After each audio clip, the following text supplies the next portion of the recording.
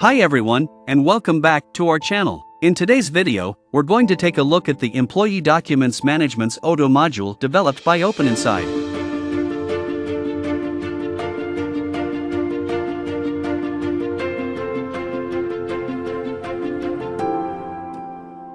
This module allows you to manage your employee documents and also allows the employees to have access to their documents. To have better human resource management in the organization, every information related to an employee can be useful.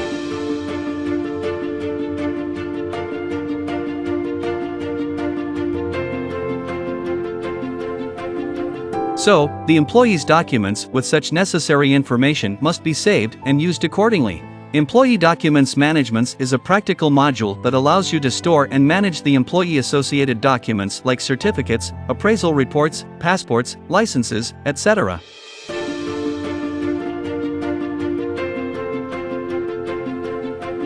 Let's get started with our demo. From the main menu, click on the Employee module. Choose the employee that you want to add a document to his profile. You will notice that there is a new tab named Document, and this tab represents the Employee Document Management module. Click on Add button to add a new document. Sequence field represents what you want to appear at the top of the list so that whatever number is lower appears at the top. This is the standard list of document types in the module, and the user can add more types by start writing in the field. In this example, I will choose a CV. Attach a new document in this field. Date issued, date expired and description fields are optional. You can save it and open it to edit it again.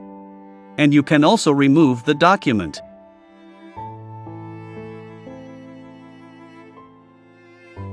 And there you have it.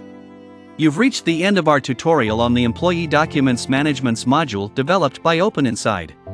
We hope this guide has provided valuable insights into how this powerful tool can streamline and enhance your document management performance process.